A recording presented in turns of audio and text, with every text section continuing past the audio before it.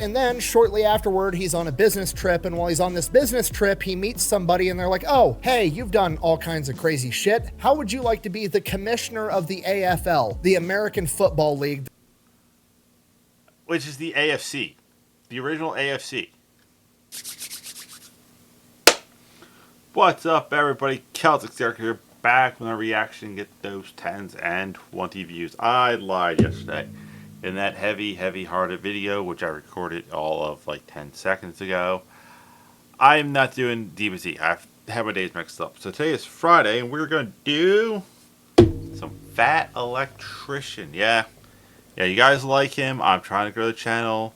Fat Electrician never cares, apparently, if people react to his stuff, as long as you know they give him credit. I do. I always do. And I also put a link to his merch shop in the description. Now, it should be there. I haven't checked, because I know technically YouTube's yelling at me. YouTube is yelling at me because I haven't had the...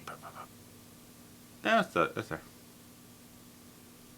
Everything kind of, I haven't put the AdSense thing in, so it's being weird. Today we are reacting to Marine Ace of Ace, Joe Smokey Foss. Gotta love the Fat Electrician. His videos are always great. They're always good. They do well. Do you like the Fat Electrician? I like the Fat Electrician. I might need to pick up his snazzy, his most snazziest tank top. It's about to be summer, so things are going to be freaking hot around here.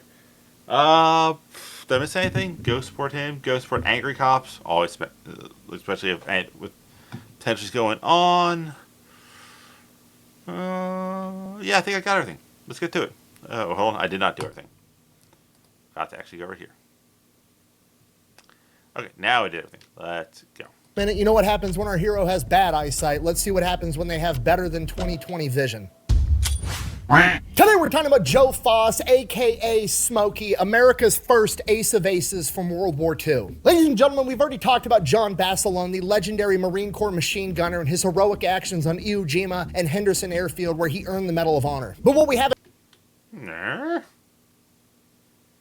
I have not done that video. We might have to do that video later. Maybe next week. Talked about is that while John Basilone was on the ground at night repelling wave after wave of Japanese soldiers, there was another group of heroes that defended the airfield from above during the day, the legendary Marine Corps Cactus Air Force. Like all the other Marines on Guadalcanal, they were outgunned, outnumbered, and... Did anyone else know the Marines had an Air Force? Hold on. USMC Air...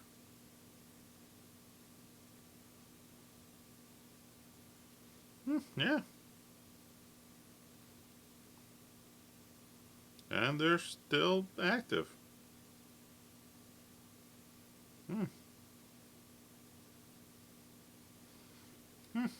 Did not know that. And somehow, in typical Marine Corps fashion, they managed to win anyways. And they did it by rallying around one of the greatest fighter pilots in American history.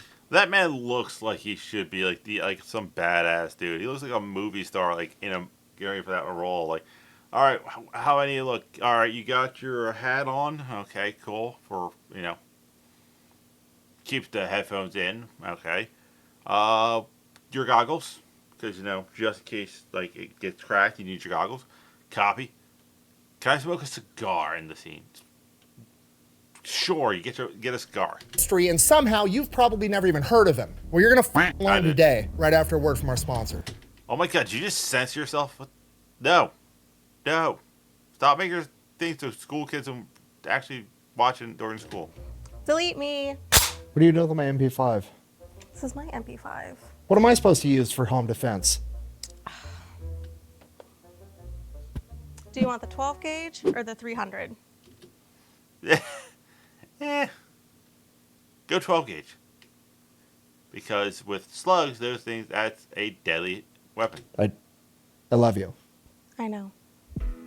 Your focus doesn't love you guys, unfortunately. But This video is brought to you by Delete Me, okay? Super simple business model. You give them money, they turn around and they make sure that online data brokers are not selling your personal information online. Okay, here's the deal. Pretty much anytime you use a free service on the internet and you click that little box that says, I agree to the terms and conditions, you've basically just agreed to allow them to harvest as much of your personal information as humanly possible. They then turn around and sell that to online data brokers, and that's how they can afford to offer you a free service. But when you have Delete Me, they go and they monitor all of these online data brokers for your personal information, and then if they find it, they submit all the opt-out forms on your behalf, so they have to take down and stop selling that information. So when you buy Delete Me, you're not actually buying anything, you're just buying your way out of all the negative consequences of all the free shit that you've already got. And because they continue to monitor those data brokers, you're buying yourself out of all the future negative consequences of all the free shit that you haven't even gotten yet. So if you want to give Delete Me a try, there's going to be a link and a discount code down below. Let's get back to Yes, I was doing bad white guy dancing. Just because, it was funny that I actually heard music. the video. All right, our story begins on April 17th, 1915. Actually, I'm starting to melt in my hoodie. So that's all I was seeing if I was wearing what shirt I was wearing underneath. Because I have a few shirts that are no longer visually flattering. Which reminds me, I need to get air in my bike tires. I need to start riding that bike again. Listen to Harry Potter audiobooks. So I can make actual videos for the channel. When Mary and Frank Foss give birth to their first son, Joe Foss, in Sioux Falls, South Dakota. It's just Joe, it's not Joseph. Growing up, Joe had a younger brother and sister. Oh, they're in Sioux Falls. Oh, they're up there. That's up there. And they grew up on a 120-acre farm inside of an old farmhouse that had no electricity, no running water, and he was dirt poor pretty much the entire time. But it was the Midwest in the early 1900s, so everybody else was dirt poor too, so he never really noticed. Wait, look at Sioux Falls, New York. All right, our story begins on April 17th, 1915, when Mary and Frank Foss give birth to their first son, Joe Foss, in Sioux Falls, South Dakota. South Dakota. My bad. Oh, yeah, no. Yeah. The Midwest. Oh, extra cold. Extra poor. Growing up, Joe had a younger brother and sister, and they grew up on a 120-acre farm inside of an old farmhouse that had no electricity, no running water, and he was dirt poor pretty much the entire time. But it was the Midwest in the early 1900s, so everybody else was dirt poor too, so he never really noticed. Yeah, if everyone around you is poor and everyone's just doing their best to survive, you're gonna be like, all right, this must be normal. Until you learn it's not. Joe and his siblings' lives were pretty much school, hunting, fishing, and working the entire time. And Joe's dad taught him absolutely everything. Joe said he was the best shot he'd ever seen in his entire life, and that was after serving throughout World War II. And as he continued to get older, in the eyes of Joe, his dad got more and more awesome as he discovered the incredible, impeccable dad lore that his dad had before his mom made him settle down and become a farmer. Oh, God. Central World War I hero? Maybe. There is a 20-year age gap between Joe's dad, Frank Foss, was an absolute wild man before his mom made him settle down, and despite that, he still kind of was a crazy guy. You gotta remember, this is the early 1900s. People don't have TVs. If you've seen a boxing match, it was probably in person, and it was probably at like the state fair or a traveling carnival or something. Well, Frank Foss, Joe's dad, would always go and compete at every local event for boxing and wrestling. When I say wrestling, I don't mean like he put on a singlet and tried to pin another guy's shoulder blades to the ground like you think of wrestling at like high school or collegiate level. No, this was old school catch wrestling, which is more akin to Brazilian Jiu-Jitsu, where they're trying to... Oh, yeah. Catch wrestling is submission. This is, yeah, like I said, BJJ. This is more, I'm not trying to pin you. I want to make sure you can't get up. To tap each other out with arm bars and chokeholds. And Joe's dad, Frank, never lost. And as he gets older, he starts to realize like, oh, all the other kids at school, their dads aren't gigantic badasses. What's going on here? So he starts asking Frank and Mary questions. Come to find out, Frank traveled the country with the Ringling Circus performing back in the day. After that, he was a... I ran away to the circus and was more or less the straw man who just beat up everybody who made fun of the freaks, which was the term back then in the circus. Bite me. Conductor for the railroad. He'd also been interested in aviation pretty much since it was invented and had survived several plane crashes, and Joe said he was the best mechanic alive. The guy could fix and do anything, and he... Oh, God, he's a redneck. He is a redneck. He is a good old boy. redneck, and the good versions of it too. Holy crap! Worked his ass off 24/7, and he was Joe's absolute hero. Because his dad was interested in aviation, when Joe was 12 years old, he took all of his kids out to a Charles Lindbergh air show, and that got Joe interested in it as well. Then when he Also, probably cheap, and with 12 kids, holy crap!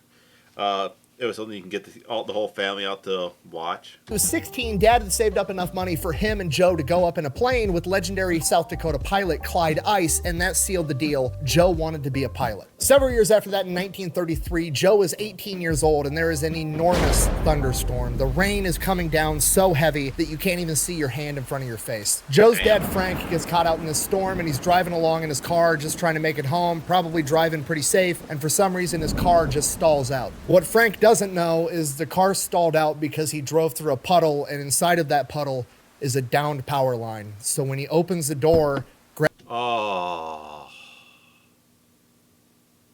Oh, that's just bad luck. grabs his flashlight and steps out to investigate and try to fix his car because he's an incredible mechanic.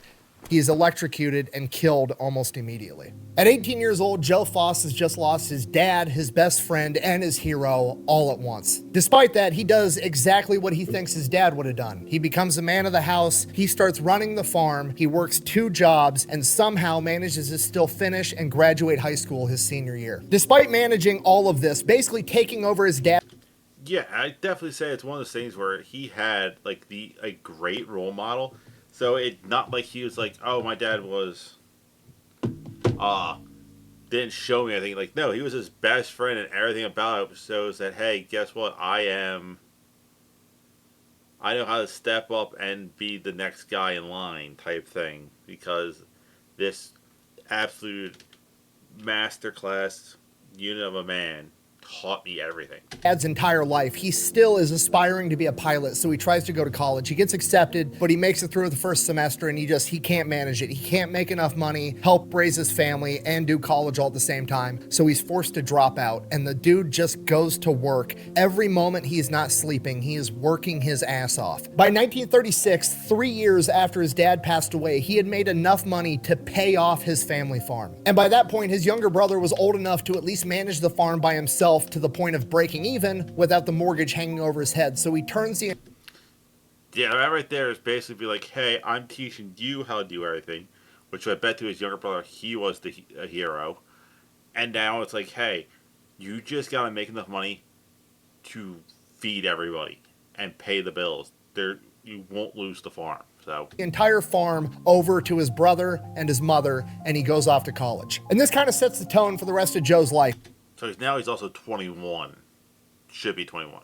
21, 22. He is the old guy right out of the gate. He is a 21-year-old freshman in college. All the other kids are 17, 18 years old. And here's Joe, 21-year-old man, already been through the ringer in life. But here he is. So he makes the best of it. He tries to, follow in his dad's footsteps. He gets involved in boxing. He plays football. He's not super great at either one, but he does pretty well. While he's No, I was about to say, should do pretty well. He's a 21-year-old going up against freshmen, so... doing that, he's working at the college as a janitor to pay off his tuition, and he's taking all of his extra money and spending that on flying lessons so he can learn to become a pilot. So he goes on, he graduates college, he becomes a pilot, he's got like 100 hours of flight time. In 1939, he joins the civilian pilot program, racks up even more flight time, and then in 1940, it's looking like we're gonna go off to war, so Joe is figuring like, okay, well, if I don't volunteer now, I'm gonna end up getting drafted, so I might as well volunteer, and that's gonna give me the best shot I can get at going off to become a fighter pilot. Yeah, it's one of those things where I know there's a lot of stories of young men back those days where basically like, I'm probably getting drafted, but if I sign up, I at least will get to pick my MOS. Or if I get drafted, I'm just drawn infantry. Because that's what he wants to do. Not only is Joe going to volunteer to be a fighter pilot, he is going to volunteer to be a fighter pilot in the United States Marine Corps because he knows that the Marine Corps always gets into the action first. The problem is, in order to do that, he has to make it all the way to Minneapolis, Minnesota from Sioux Falls, South Dakota, so he hitchhikes. I will say, not the farthest distance. It's pretty far, but not the worst case scenario. It's not like he's trying to get from Sioux Falls to Pittsburgh, Sioux Falls to Philly, Sioux Falls to New York City, Boston. He is going, I think, one state over. If I have my geography correct. Sorry, I'm just gonna zoom out, zoom out, zoom out.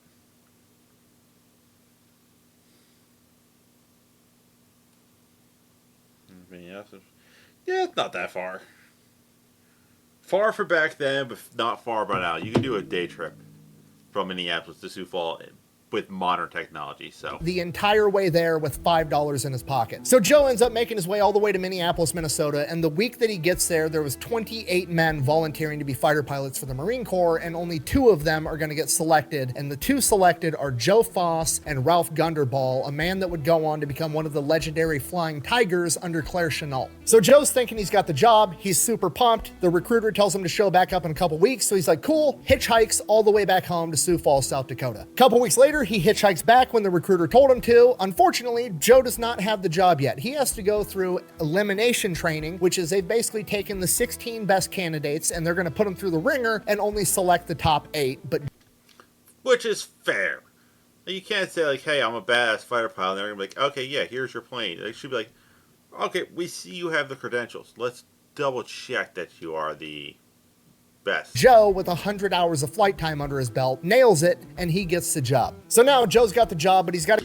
Like I said, now everyone knows that, okay, this guy is legit. We're good. They go to Pensacola, Florida to go through flight training for the United States Marine Corps Aviation Program, and they're not going to send him there, so he hitchhikes from Minneapolis.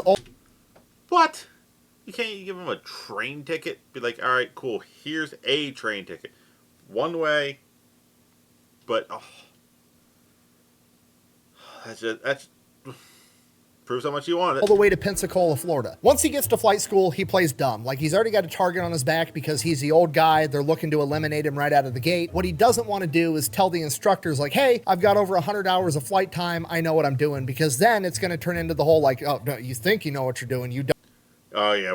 Even if you're an expert, you should always show you're an expert.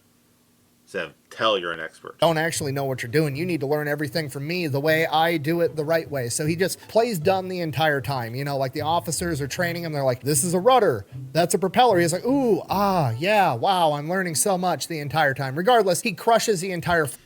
Yeah, like, okay, cool. This also, it's a very good thing of, this is something you can do in any walk of life. If someone's teaching you how to do stuff that you kind of know how to do, it's like, hey, grind the basics in to your system. So it's like, all right, cool. Yes, I know this, but it's good to re-know it.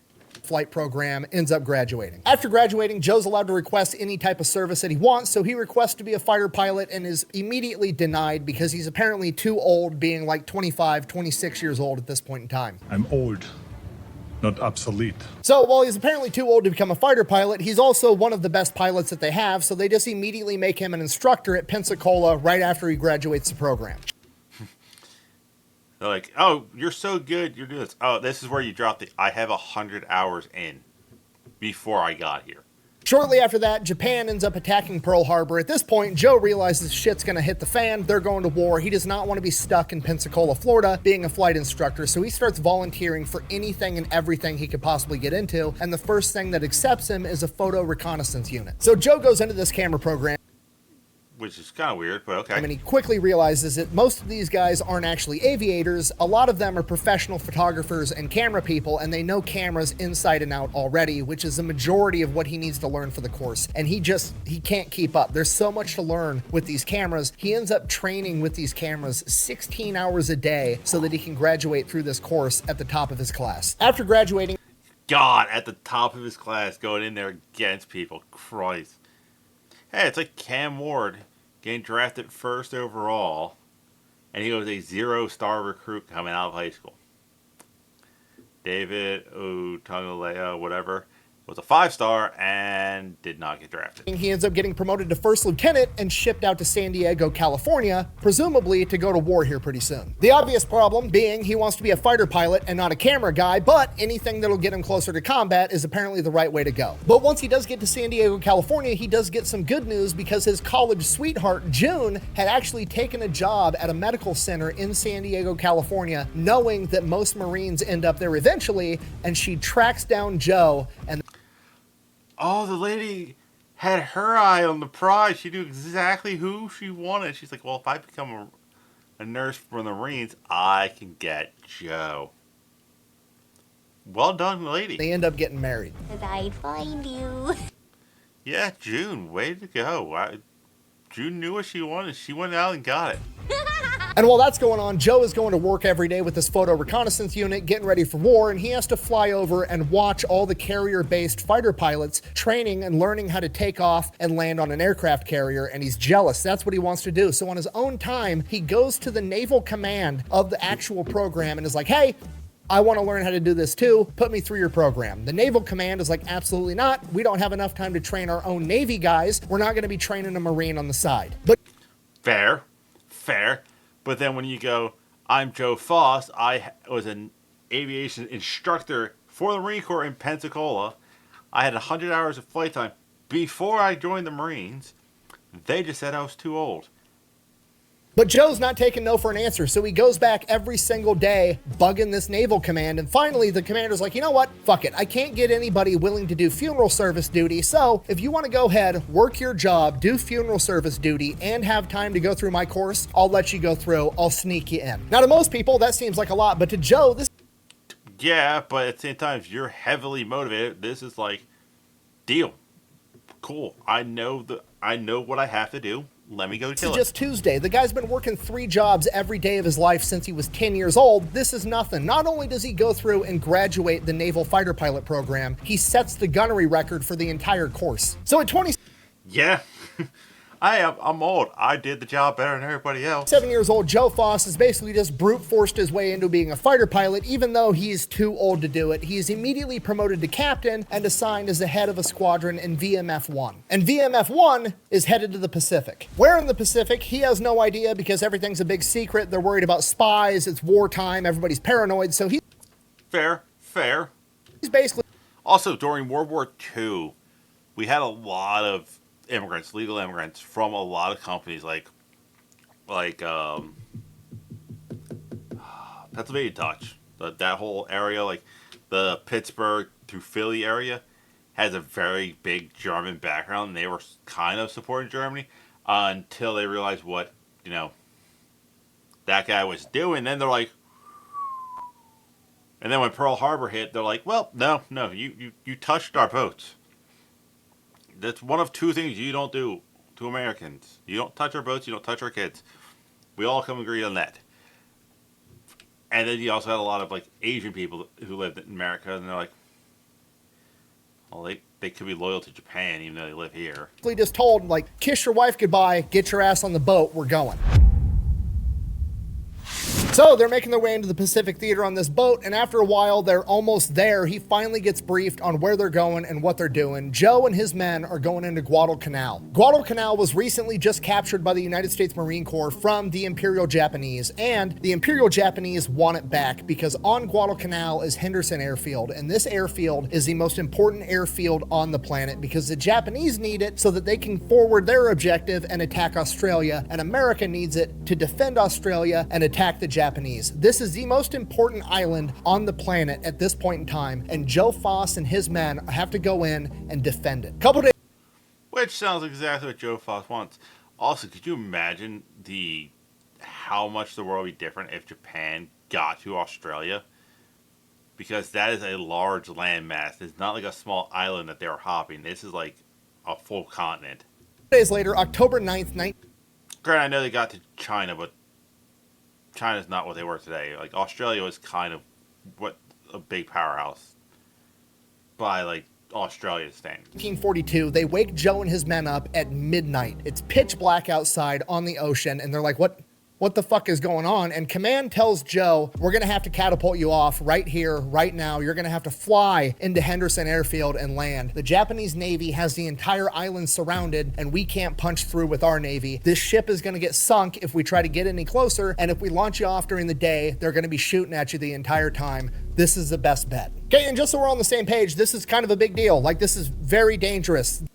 Especially way back then where Yeah. The Grumman F-4F Wildcat fighter that they're going to be flying is not a nighttime airplane. It doesn't have nighttime navigation equipment. It wasn't designed to fly at night, navigate at night, land at night, and now they're just going to yeet his ass off a ship surrounded by the enemy. He's going to have to fly sneakily into the island and land on an airstrip with a terrain that he's not even familiar with. But hey, Well, I would say not familiar with. I'd say unaware of. But he's from Sioux Falls, South Dakota, and yeah, it's pretty much forest and trees and land. It's probably a similar type deal, but still.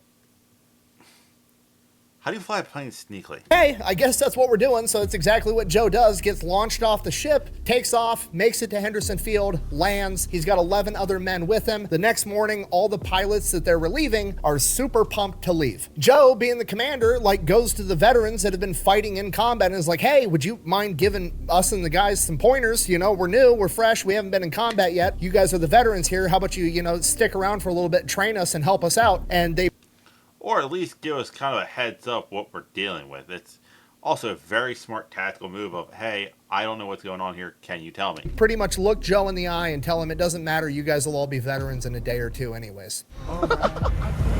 And they're absolutely right, because Guadalcanal in October of 1942 is absolute hell on earth. Every single night, the Japanese are coming out of the jungle, launching just wave after wave of attacks. They're hitting the bases with naval gunfire. And then during the day, they're sending massive fleets of fighters and bombers to strafe and bomb the airfield 24/7, all day, every day. It is a fight. And the first couple days for Joe and presumably his men is absolutely horrible. They can't sleep at night. There's explosions going off 24/7. They're getting rattled left and right, just sitting there in their tents, hoping that they don't catch a stray round or a stray bomb from the enemy. They can't do anything. They can't sleep. Joe's starting to wonder to himself, what the fuck did I get myself into? Yeah, I bet there's a lot of people who had that thought of, what did I just get myself into? Like, damn, did I really sign up for this? Very clearly made a horrible miscalculation. I shouldn't be here.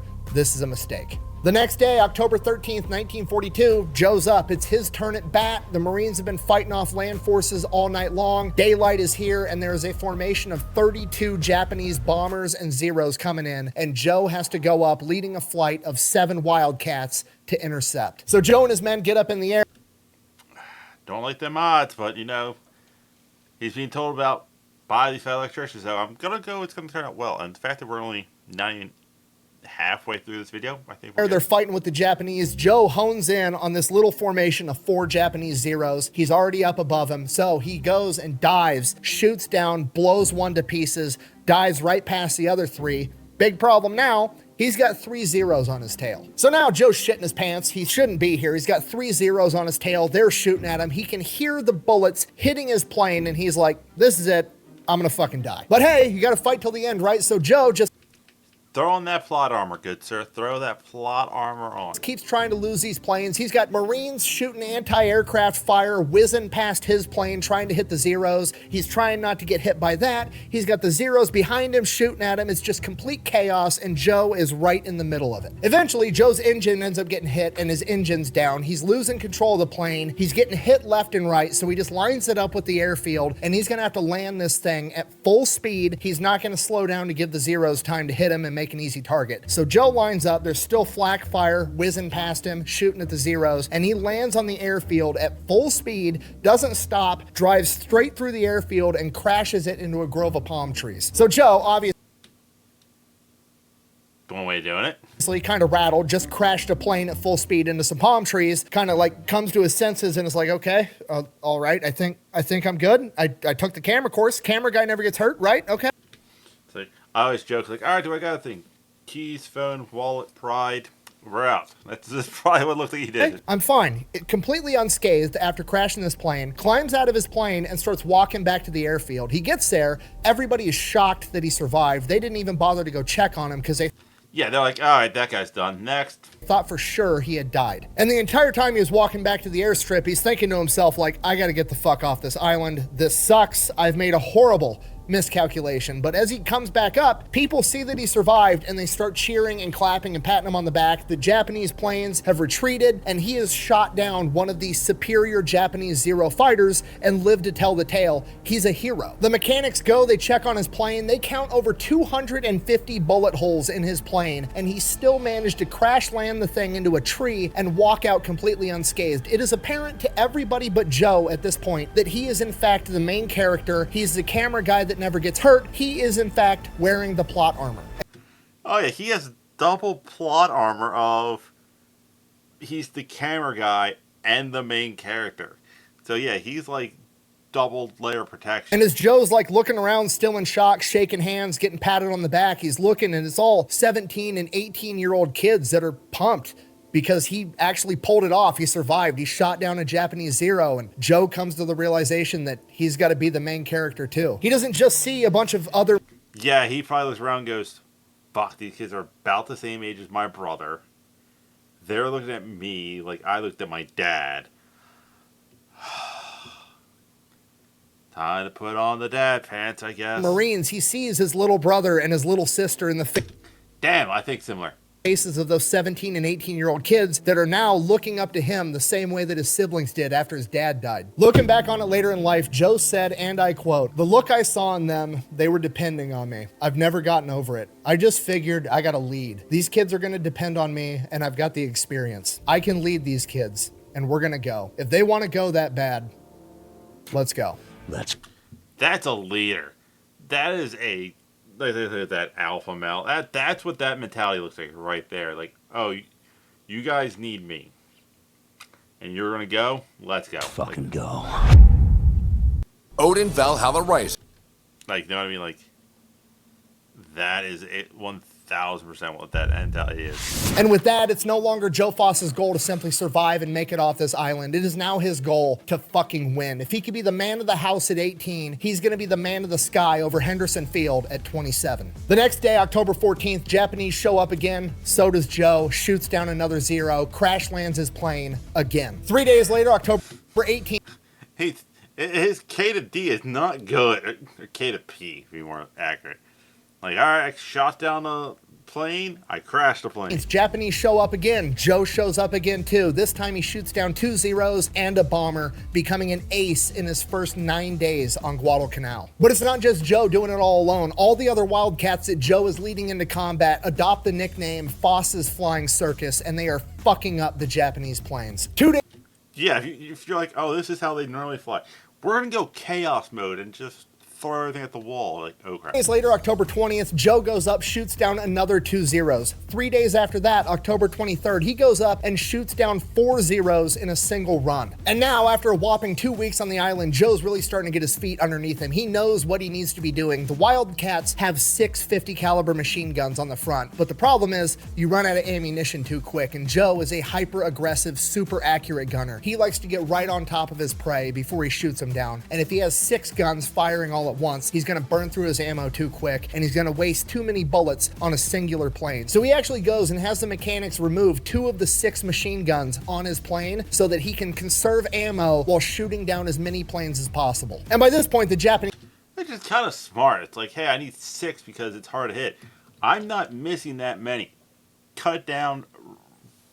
That way I have more rounds to shoot. Are getting pissed. They have the entire island surrounded. The Marines are cut off. They shouldn't be able to keep resisting to the degree that they are, but the Marines are somehow pulling it off. Every night, Marines like John Basilone are out on the front lines, repelling waves of Japanese soldiers that are coming in from the jungle. And every day, Joe Foss and the Flying Circus and the rest of the Cactus Air Force are up overhead, out fighting and outmaneuvering the Japanese planes. The Marines are running so low on supplies that they're actually sending crews out to find all the downed airplanes on the island, to strip out all the ammunition, all the usable parts, and siphon all the gas, trying to keep as many Wildcats in the air as possible. Hey, that is resourcefulness, to be honest. It's like, Joe's plane still had ammo, the 3 he crashed, right? Oh, yeah. Let's go get those. Whenever a Japanese sniper manages to slip past the Marine Corps' front line and open fire on the pilots and the mechanics that are working on the planes at night, the pilots grab their guns and go out in the jungle and hunt down the sniper, including Joe. Joe said he never actually got one of the snipers, but on one occasion, he did see a mechanic have a near miss, and the mechanic got pissed off, stormed into the jungle with nothing but his K-bar, and came back about 45 minutes later covered in blood with a fancy new Japanese rifle. He acquired it. The owner died recently. Are easy to hide. They're on jam and they never run out of bullets. The Japanese military is throwing absolutely everything they have at the Marines on Guadalcanal, and they just can't fucking break them. And because of it, the Japanese are getting absolutely pissed. Also, you gotta figure, if you're the Japanese, you're a small island. You don't have the massive amount of people, say, the United States has or Europe has as a collective. So eventually, you're gonna run out of people. October 25th, the Japanese decide that is the day. This is the day that they are finally going to take Guadalcanal back and defeat the United States Marine Corps. On October No. 24th at 9:30 p.m., the entire Japanese fleet opens up on Henderson Airfield with naval gunfire. Just full broadside attacks, and it goes all night long. The Japanese are dropping star clusters over the airfield, lighting the entire thing up. Joe said it looked like broad daylight on Henderson Airfield all night long, so that the Japanese planes flying overhead could accurately drop bombs. The only thing the Marines could do was just hunker down and take this absolute beating. They're blowing up the airfield. There's craters and potholes all over it. They're hitting planes that are on the ground. They're hitting infrastructure. Men are getting killed left and right, and all they can do is sit there and tough it out. And this goes on non-stop until 4:30 a.m. the next morning. At this point, from the aerial view, there's no movement going on Henderson Field. All the Marines are hunkered down. So they fly over, don't see any movement. They think they've killed absolutely everybody. So they send up a bunch of Japanese planes, and these guys are thinking they're just going to land on the airfield and take it over because they've already killed everybody. I would at least set the men on the ground in to try to verify. Fortunately for them, the Cactus Air Force still has 8 Wildcats capable of flying, and Joe Foss to lead them. My turn. So Joe Foss and the Flying Circus get in their Wildcats. They go to take off. The airfield is so damaged that 2 of them end up crashing and don't make it into the air. It is now Joe and 5 other Wildcats going toe-to-toe with the Japanese Air Force. Still like the odds. Joe gets up in the air, immediately shoots down 2 Zeros. He's out of ammo, circles back, lands, and it is like a NASCAR pit stop. They get him more gas, more ammo. He's back up in the air, goes back up, and shoots down 3 more, becoming the Marine Corps' first ever ace in a day. The rest of the Flying Circus manages to shoot down 14 more planes, sending the Japanese packing for the day. After repelling the Japanese, they get a little bit of a break at this point in time because the Japanese kind of have to take a step back and figure out what the fuck they're going to do next. They've just thrown absolutely everything they had at the Marines, and they threw it right back. And unbeknownst to Joe back home, he is now one of the most high-profile men in this entire... And America still had the sun to unleash on them at some point. war, shooting down 15 enemy planes in 12 days. After the Japanese get refitted, they attack again on November 7th. Joe and the Flying Circus go up to intercept again. Joe manages to shoot down 1 Zero and 2 recon planes. The rest of the Flying Circus shoots down the 4 other Zeros, wiping out the entire flight. As Joe circles back around, and as he starts approaching, he sees parachutes, and as he gets closer, he realizes there's no pilots inside of these parachute rigs. It's just the rig itself floating down towards the ocean, and he I saw clips of this thing. has no idea where the pilots went. He's like, okay, what's going on? And then he gets a little bit closer to another parachute, and the pilot's still inside of it, at which point he witnesses the pilot unhook himself from the rig and plummet to his death. And Joe, some farm kid from South Dakota, has no understanding of the Japanese Bushido code of honor that these... Oh yeah, they would rather be unalive than be captured, because it's like the Vikings. Like, dying in battle is the ultimate honor. And Bushido is basically the Japanese version of that. These guys are operating under the whole, like, you know, it's better to die in combat than I swear to God, I did not watch this before this clip. I just happen to think similarly. Same brand of idiot, but he's a smarter idiot. be captured or to lose, so he just doesn't even know what to make of it. That's fucking weird, huh? So after witnessing that, he's like not knowing what to think, and then he like finally like snaps back to reality of like, okay, but fuck, back to the airfield. Okay, so he turns around, all the other planes in the flying circus are gone. It's just him out there by himself, and he's like, oh shit, I'm way far away from Guadalcanal. I'm way out here chasing down that last recon plane. So he starts making his way back to the island. He's running low on gas. It's not looking good. Then he ends up running into this enormous rain squall, and the rain is so thick that it ends up stalling out his engine. So now Joe's kind of shitting his pants. He's still way far away from Henderson Field. He's flying over the ocean. There's like several other smaller islands from the Solomons on either side. And he said in an interview later in life that he was like trying to rock the plane forward, you know. You're like low on gas. Like, no, you can make it a little farther. Just a bit farther. Like a little kid does with a push toy or something. Just like, come on, fuck. And he just comes to the realization he's not going to fucking make it. He ends up crashing the plane into the ocean, gets tangled up in his cockpit, grabs his Mae West life vest, deploys it. He's fucking tangled up in the cockpit. So now the life vest is trying to pull his neck up when his foot's tangled up in the cockpit. He almost drowns. He's like 30 feet underwater at this point. He finally breaks free, floats to the top, coughing up a bunch of seawater. And the worst part of all, Joe, farm kid that grew up in South Dakota, doesn't know how to fucking swim. Yeah. From Minnesota, plausibility, you know. Land of 1,000 lakes. South Dakota, not so much. Land of 1,000 Bigfoots. He's definitely dead. What? And the next best part, it's shark-infested water. Oh, dead. Definitely dead. So at this point, Joe Foss is just absolutely shitting his pants, floating out in the ocean. Which might actually help him with the sharks. They probably don't want poop. And can't swim. There's sharks fucking everywhere, or at least that's what he thinks. So he's trying to figure out like, oh shit, I might be bleeding. I don't know. Sharks are attracted to blood. How can I make the sharks not eat me right now? So he has his like little survival kit attached to his Mae West life vest, and inside of it is a water purification kit. So he starts taking the water purification kit and putting it into the ocean water, hoping that that's gonna like trick the sharks or obscure the smell of blood if he has any, or deter the sharks somehow. But apparently it works because he doesn't end up getting attacked by It probably did nothing, but you know, it's the thought that counts. a shark. Boy, now a nice shark, not a mindless eating machine. He does, however, sit there floating in the ocean with his life vest for hours, praying his ass off. Oh, that's bad. The osmosis, the salt, that's not good. And apparently it works because the plot armor kicks in, and of all the things to happen, a Belgian missionary on a nearby Solomon island of Maleta ended up seeing his plane go down and convinced the local indigenous people to go out in canoes and try to find him. So like 3 hours go by, Joe is just floating in Gotta love the missionary people. But they're actually there for good reasons. They do good work. the ocean. It's now dark, it's nighttime, and off in the distance, Joe can hear people speaking, but it's not in English, so naturally he just assumes that it's the Japanese looking for him, so Yeah, he probably never heard Japanese. he doesn't try to draw any attention to himself. He just kind of like tries to like stay quiet and small in his life vest, and then after a while he finally hears somebody say out in English, it was the Belgian missionary, point the flashlight over here, and he's like, oh shit, he calls for help. They end up Hey, I know that language. fishing him out of the ocean and dragging him back to this small island of So, yeah, he wasn't that far. Holy crap, I didn't realize they got that close to Australia.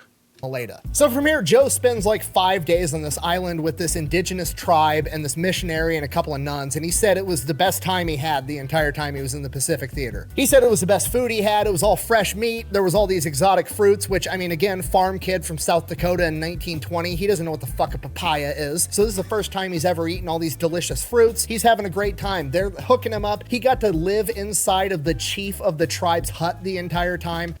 Yeah, a giant that we just rescued from a sea. They're treating him like royalty. I am Chief Tanabuck. What names may we call you? I am Miguel. And I am Tulio. And they call us Miguel and Tulio. Eventually, God, The Road to El Dorado is such a good movie.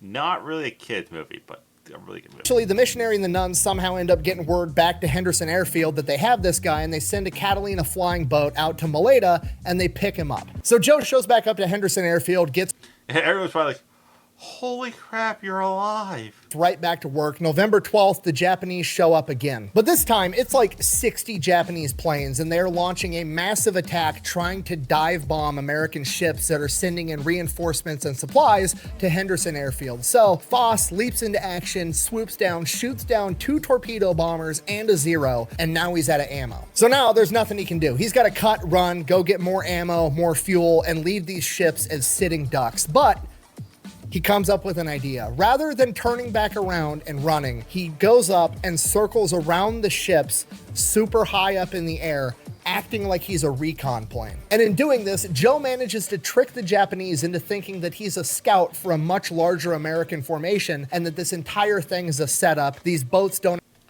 Oh. A faint strength move.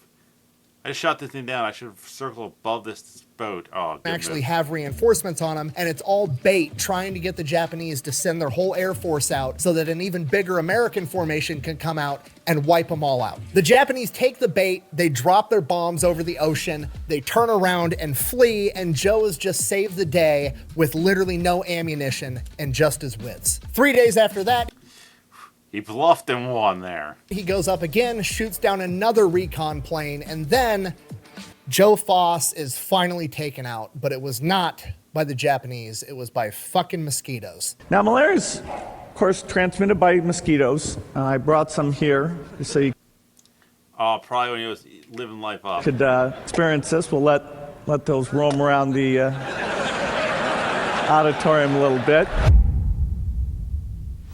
Joe ends up getting malaria. He's hospitalized for like a month. At this point, Joe could just go home and sell war bonds. Like, he's a war hero. He's one of the best aces America has at this point in time, but that's not how Joe gets down. He's got to go back and be the fucking dad for Guadalcanal, and that's exactly what he does. On January 15th, he goes back into combat after kind of recovering from malaria. And when I say go back into combat, I don't mean he like got back to the island on January 15th. I mean, he showed up to the island on January 15th and then shot down 3 more Zeros. After Walking in, just pimp slapping people out of the way. Hey, this is my island. No longer Guadalcanal, it's Foss Island. he lands and it's confirmed that he did in fact just shoot down 3 more enemy planes, he is informed that he is immediately grounded, and within a matter of like a week or 2, he is shipped off of Guadalcanal and he has no idea why. It's not until actually making You had malaria, dude. it back to the United States that he realizes that he was shipped back home because he had shot down a total of 26 enemy planes, tying the all-time American record set by Eddie Rickenbacker in World War I, and he is actually America's first ace of aces in World War II. And he had no idea. Let him break the record. He had no clue that back home for weeks and months he had been on the cover of newspapers and magazines being hailed as one of America's greatest fighter pilots. He didn't know, and honestly, he didn't care. He didn't care who shot down the planes or who got credit for shooting down the planes. He was just trying to keep everybody alive and get everybody through this living hell on Guadalcanal. In the 3 months that Joe Foss and the Flying Circus were on Guadalcanal, his flight... Okay, so he got 26 tying Eddie Redenbacher, who went on to make some great popcorn. Over under 50 is my guess. Right around 50 would be the grand total for everybody. Flight of 7 Wildcats is credited with downing 72 enemy... Damn! I was at 50 and I was thinking that was a little high. Aircraft, 26 of which came directly from Joe himself. And in doing so, he has apparently become too valuable 76 to 50. I was all right with the other guy. That was dead on. Holy crap. to the overall war effort, so they've drug him back to the United States to parade him around to try to sell more war bonds to raise money for the war. And just like every other hero I covered that they do this to, he hated every minute of it and would have much rather been back in combat with his men. So in May of 1943, he is awarded the Medal of Honor and then sent on his war bonds tour. But there is a little bit of a silver lining, because while he's getting paraded around the United States and going on radio He got plenty of time with his missus and probably started repopulating the next generation. shows, he did get to hang out with his wife June the entire time, and she is now pregnant and they are going to have their first kid. Unfortunately, after a year of getting paraded around the country, he is deemed expendable yet again, and he is being sent back into combat before his first child is born. Dick move. February 1944, Joe is put in command of VMF 115, and they are headed off back to the Pacific, and this time, instead of flying Wildcats, he is going to be flying Corsairs. Now, when Joe went into the Pacific the first time on Guadalcanal, this was like the turning point of the Pacific theater for World War II. Up until then, the United States military had been getting their asses kicked, and they managed to hold on to Guadalcanal, and that was kind of the turning point. And the entire time that he's been out of combat, it has just been an onslaught of America kicking ass. And by this point in the war, the Japanese are on their heels. They don't have many planes and many good pilots left. So a lot of what they're going to be doing... Yeah, I just think how many good pilots they lost because they would rather die with honor than get captured. Is search and destroy missions of hitting ground targets. And because of that, Joe is never presented with another opportunity to shoot down another plane to break Eddie Rickenbacker's all-time record. He is merely going to be the man that ties it. That record is not going to be broken until later in 1944 by the legendary Dick Bong, America's ace of aces. But again, Joe doesn't really care because he never cared about the record in the first place. He was just trying to get his guys through it. That being said, I've already done an entire video covering Dick Bong and the dichotomy between... I'm not sure if I watched that one. I would remember a video with a guy named Dick Bong. Between these two pilots is absolutely hilarious. You've got Dick Bong, basically the prodigy of a pilot. He just goes up there, out-finesses, out-maneuvers, and outclasses enemy pilots left and right every single time. And then you've got Joe Foss, the Marine aviator, and he is truly the embodiment of the Marine Corps. He's not going up there and out-finessing and out-maneuvering and outclassing them on every level. He's going out there with brute force and ignorance, mag-dumping as many enemy planes as he can find, crash-landing his fucking plane, hopping in another plane and going back up there again. The dude... Foss is more like a Call of Duty player. When guns out of ammo, throws it on the ground, picks up new gun, and just takes off again. He's not naturally gifted. He's not a prodigy like Dick Bong. He doesn't have a new state... He also doesn't have a porn star name either, but... the art plane like Dick Bong did in the P-38. No, he's just hardworking, refuses to take no for an answer. You can't kill the motherfucker. He's going up in the air in what is now like an outdated, outclassed Wildcat going up against Zeros, and he's just doing what he can with what he has, and somehow he manages to win every single time. Sorry. Yeah, it's very much Marine Corps. Hey, we're under staff, under equipped. What do we do? Oh, we're just going to win. I don't care. I'm getting sidetracked. Anyways, after being in the Pacific for a while, conducting these search and destroy missions, he ends up getting malaria again, and because he got it again, it was significantly worse. He ends up getting hospitalized and losing a significant amount of body weight. He goes from being like 180 pounds to 115 pounds. It almost kills him. He's taken back to the United States. He has to see a bunch of different specialists, take a bunch of different medications, and by the time he recovers, the war is essentially over, and he goes into retirement. I don't believe you. Well, they're like, about the fat electrician, his little clips are great. And from here, Joe Foss decides to go on what I can only describe as the world's greatest saga of side quests, maybe ever. So he gets done doing all the So he ties the all-time record for most enemies shot down, which will eventually be broken. And he's like, well, I'm a farm kid. What else can I do? I just had all this great food here in this one small island. Let's see what the rest of the world has to offer. military stuff, gets back home to South Dakota, pulls together whatever money he has, links up with one of his other pilot buddies from World War II. They pool their money together. They buy a trailer. This guy's family lives on one half. Joe and his wife and his daughter live on the other half, and him and his buddy just go hunting for an entire year straight. During this time, he ends up having another daughter, and after a year of hunting, he gets that out of his system, and then his family starts having health problems. June, his wife, is having diabetic-related issues, and his first daughter, Cheryl, is diagnosed with cerebral palsy. So at this point, shit's That ain't good. kind of hitting the fan back at home. He realizes, okay, time to put the daddy pants back on and get to work, and that's exactly what he does. So Joe Foss and his war buddy that he's been living with and hunting with for the past year, who was also a pilot in World War II by the name of Duke Corning, they end up starting a crop dust spraying business together, Foss Spraying, and it becomes outrageously successful. So successful that they end up buying the local Studebaker franchise and open up Foss Motors as well. So now he's making money, he's paying the medical bills, he's just... Oh, yeah, especially since you're the ace of aces, so therefore it's one of those aces where it's just like, yeah. Successful businessman. Korean War breaks out. He gets called back into duty. They're not going to ship him overseas, but they want him to come in and train all the new fighter pilots. So he goes off. He does that for a little bit, comes back home. From there, he serves in the Air National Guard and achieves the rank of Brigadier General. So he's a general, he's running 2 separate successful businesses, he's one of the greatest fighter pilot aces of all time, he has a Medal of Honor, he's a war hero, so people want him to run for politics. 1952, he runs especially in like South Dakota, he'll win easily. for South Dakota House of Representatives. He wins. By 1955, he becomes the youngest governor of South Dakota at the age of 39. Right around the same time he gets elected governor, his crop dusting business burns to the ground with no insurance, so him and his partner have to rebuild that while he's being the governor. So while being Yeah, this is probably well before they even thought of needing insurances, but how did it burn to the ground is my great question. governor, he rebuilds his business and is still regarded as being pretty good at being governor the entire time. So good that he gets reelected, serving 2 terms as governor, which is the maximum that you're allowed to do. During that time, he had his 4th kid. For the love of God, can we do that with like House Representatives and Congress? Term limits.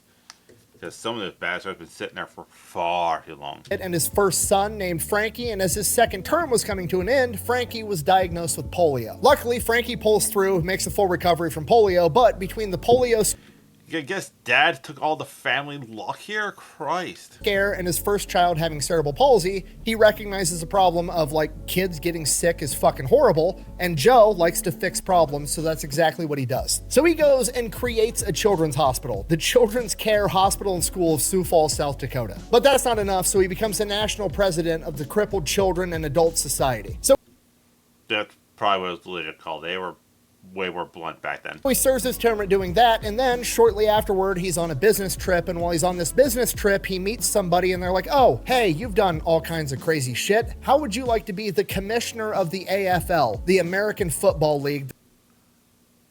Which is the AFC. The original AFC. Like the Kansas City Chiefs, the Raiders, the Chargers. Those teams, that's the AFL. The direct competitor to the NFL, the National Football League. So Joe Foss is like, fuck it, sure, why not? He is the AFL commissioner from 1959 till 1966, and during that time, they became a major competitor to the NFL, at which point Joe Foss proposes the idea of like, hey, what if we had like a national championship game? He came up with the freaking Super Bowl? Holy crap. Granted, the AFC lost the first couple. Of the best team in the AFL versus the best team in the NFL, which eventually would lead to the creation of the fucking Super Bowl. Okay, I mean, I'm losing track. Gee, I'm not shocked. But, I am shocked. Never mind, I'm lying. So this is more for me than it is for you, but just so we're all on the same page. The ace of aces in World War II. As a Marine, not as like a Navy air pilot or an Air Force pilot, or guess it'd be still Army aviation there, but still Medal of Honor recipient. Sorry, Medal of Honor, war hero, successful business owner. Businesses. 2 of them. Governor, founded a children's hospital, served in a national children's organization, created the motherfucking Super Bowl, and he's still not done. Then, how is he not done? I know you still got 4 minutes to go, but how is he not done? Because he's like super into hunting and outdoor stuff, he ends up getting his own TV show that becomes outrageously popular, The American Sportsman, that he hosts from 1960. Oh dear God, don't tell me he's somehow connected to freaking Bass Pro. 7 till 1974. And then he goes on to be the president of the NRA, the National Rifle Association. Okay, that one's not shocking.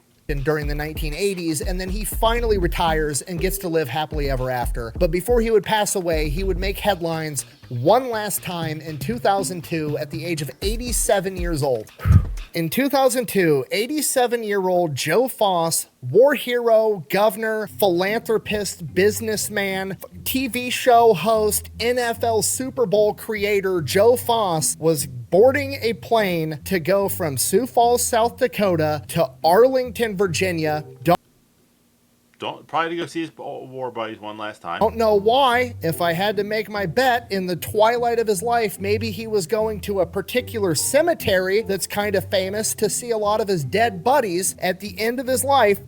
Yeah, probably like, I think I got to live this wonderful life and they did not type thing, pining on the men who didn't make it back with him. So he boards the plane, or at least attempts to, but he gets stopped by the TSA. Why does he get stopped by the TSA? Because they think that his Medal of Honor is a fucking ninja throwing star and don't want to let him keep it.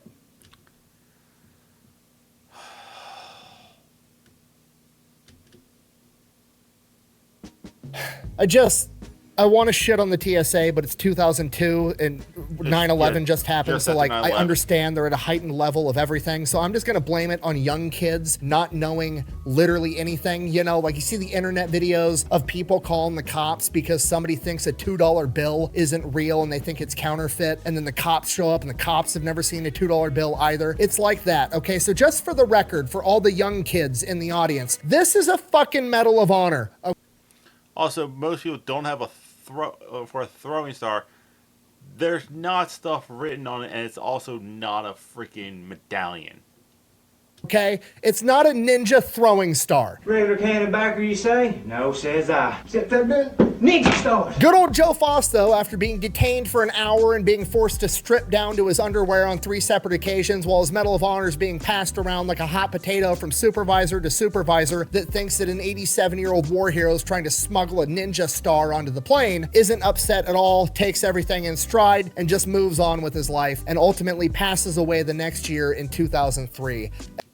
Yeah, he probably knew he was probably run out of time, so he was probably like, if they're going to strip search me, an old man, someone wants to see me naked, all right, I'm going to take it as a win. As one of the greatest men of all time. And that, ladies and gentlemen, is a story of Smokey Joe Foss, one of the greatest fighter pilots in American history that you have now heard of. Thank you for watching. Best way to support the channel is go buy some merch over at thefatelectrician.com. Quack bang, out. Anything else? Anything else? Every time I do one of these videos, I feel like such a giant bitch. Hardest thing I've ever had to deal with in life, I ruptured a pec bench pressing too much. Meanwhile, you got guys like Joe Foss just being served shit sandwich after shit sandwich after shit sandwich at every conceivable turn in life and just continues to be a complete badass the entire time. Yep. Yep. Yeah, so yeah. Like I say, The Fat Electrician is very good. This is coming out Friday, so I should be streaming tonight on Twitch where I do VTubing, and Friday nights I do a horror game. The horror game I've been playing is Silent Hill 2 Remastered. Pop in around 8 o'clock-ish, 8:30, 8:39, 8:30-ish is when I pop on. Say hi, why not? If it's your deal, stick around. If not, whatever. It is what it is. But that's it. That's all I have. I'll see you weird people later.